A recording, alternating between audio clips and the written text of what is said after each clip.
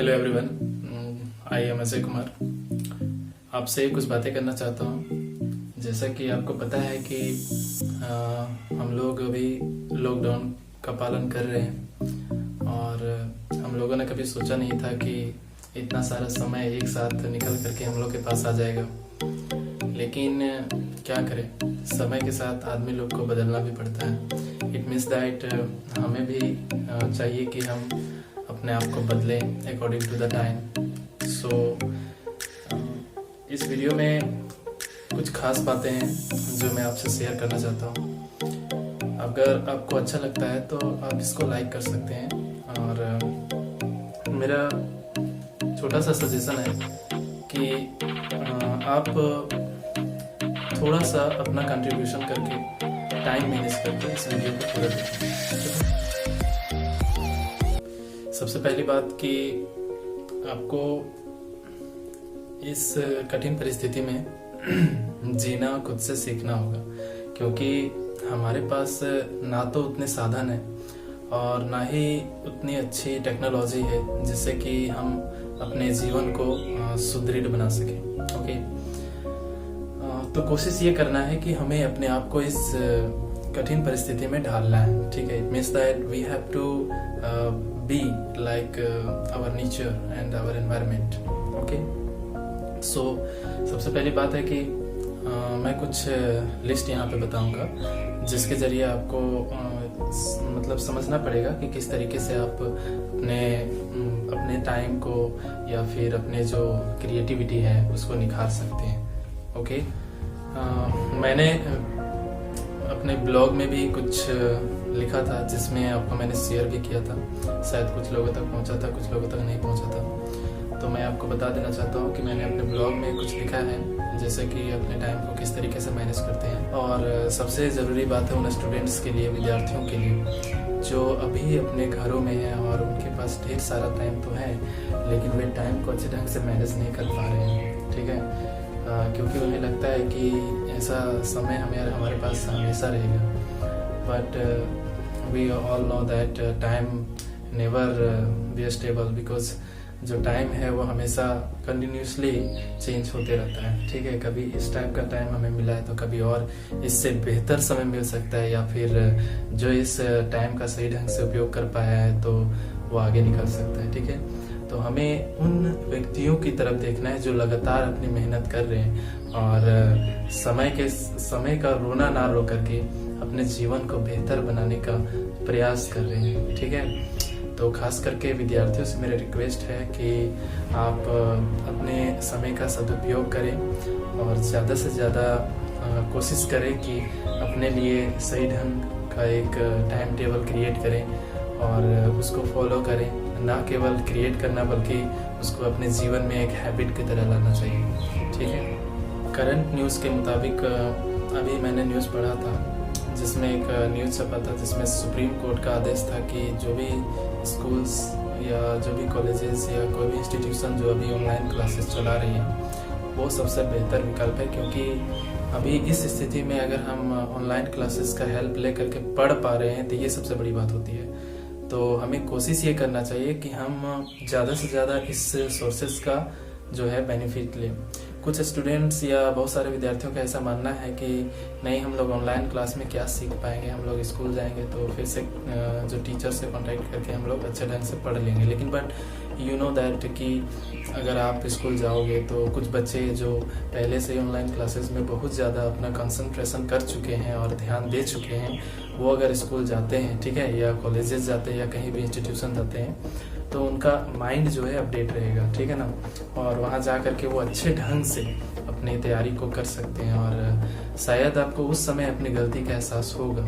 ठीक है, तो कोशिश ये करना है। देखो, सबसे बड़ी बात ये है ना कि हमें पढ़ाई में इंटरेस्ट ही नहीं लगता है, सबसे बड़ी बात ये है। ठीक है, तो इंटरेस्ट हमें उन चीज़ों में आना चाहिए जो हमें क्रिएटिविटी सिखाती है। जैसे अगर आप कोई भी चीज़ पढ़ाई करते हो तो उसमें कुछ क्रिएटिव ढूंढो। ठीक है, ये नहीं कि आपको बना बनाया हुआ मिल जाएगा और आप अच्छे ढंग से उसमें कर सकोगे, ऐसी बात नहीं है। कोई भी चीज़ हमें तभी समझ में आती है जब हम उस पर रुचि लेते हैं। ओके, तो सबसे बड़ी बात है कि आपको उसके लिए क्यूरियोसिटी अपने माइंड में जनरेट करना होगा। ठीक है, चलिए मैं एक आपको स्टोरी सुनाता हूँ कि अगर आप अपने माइंड में कोई भी क्यूरियोसिटी जगाना चाहते हैं तो ये स्टोरी आपके लिए बहुत ही इम्पोर्टेंट साबित हो सकता है। ठीक है ना, चलिए स्टोरी सुनते हैं। ये स्टोरी मैं कुछ विद्यार्थियों को सुना भी चुका हूँ और आपके लिए नया भी नहीं होगा, लेकिन इंस्पिरेशनल जरूर है।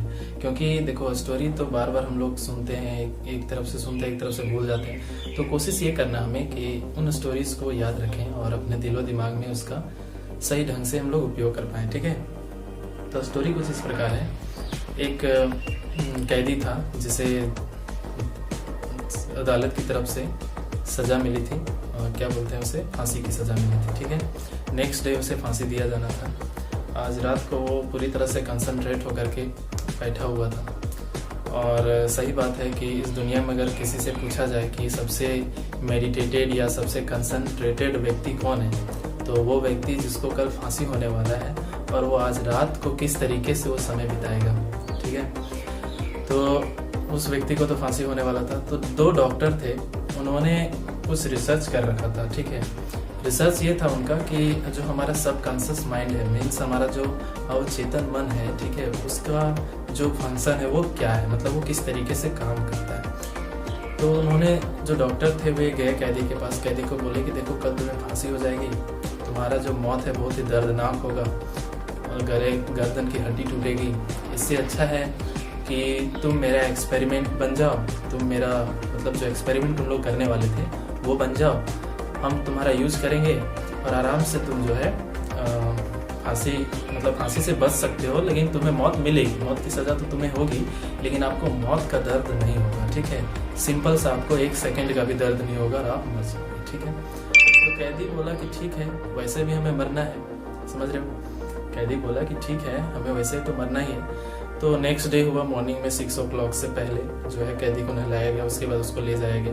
तो जहाँ पे फांसी दिया जाना था वहाँ पे कैदी को जो है मतलब उसे तो फांसी देना नहीं था, जो डॉक्टर थे वही उनको मारने वाले थे, लेकिन अपने तरीके से। ठीक है, तो उसको बोले कि देखो तुमको यहाँ पे बिठाया जाएगा कुर्सी में, उस दूसरे दरवाजे से एक सांप लाया जाएगा, उस सांप से आपको कटवाया जाएगा, जो कि एक कोबरा स्नेक है, जिसके काटते ही आपका 1 सेकंड में या 2 सेकंड में मौत हो जाएगा। ठीक है, तो कैदी बोला ठीक है, कोई दिक्कत नहीं है। तो कुर्सी में बैठा दिया गया उसे और कुछ दूरी से उस सांप को लाया गया। जैसे ही सांप को उसकी तरफ ला रहा था तो उसके चेहरे को ढक दिया गया, जैसा कि रूल कहता है। ठीक है ना, उसके चेहरे को ढक दिया गया काले कपड़े से।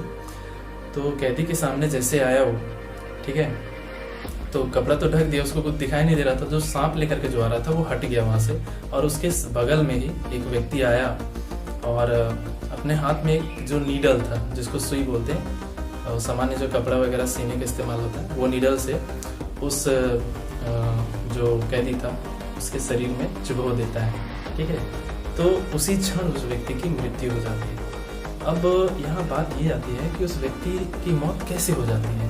उस व्यक्ति का मौत कैसे हुआ, उसका सबकॉन्शियस माइंड मतलब अवचेतन मन में ये बैठा हुआ था कि हमें सांप से कटाया जाएगा और हम मर जाएंगे। ठीक है ना, तो यहाँ तक तो बात सही था, लेकिन बात ये असंभव लगता है, आपको भी असंभव लगेगा कि जब उस व्यक्ति का पोस्टमार्टम हुआ, जब उसे ले जाया गया अस्पताल में, तो वहाँ पे उसका पोस्टमार्टम में रिपोर्ट ये आया कि इस व्यक्ति का जो मृत्यु है वो सांप काटने से हुआ है। ये सबसे बड़ी बात है। ठीक है, तो इस स्टोरी से हमें ये सीखने को मिलता है कि हम अगर चाहे अपने दिमाग में अगर कोई भी बात को अगर 10 बार 12 बार बोल करके उसे ट्रेन कर दे कि हमें यही करना है, यही बनना है, तो हम आसानी से कर सकते हैं और हमारा दिमाग हमारे शरीर को उस चीज़ को करने के लिए ट्रेन भी कर देगा।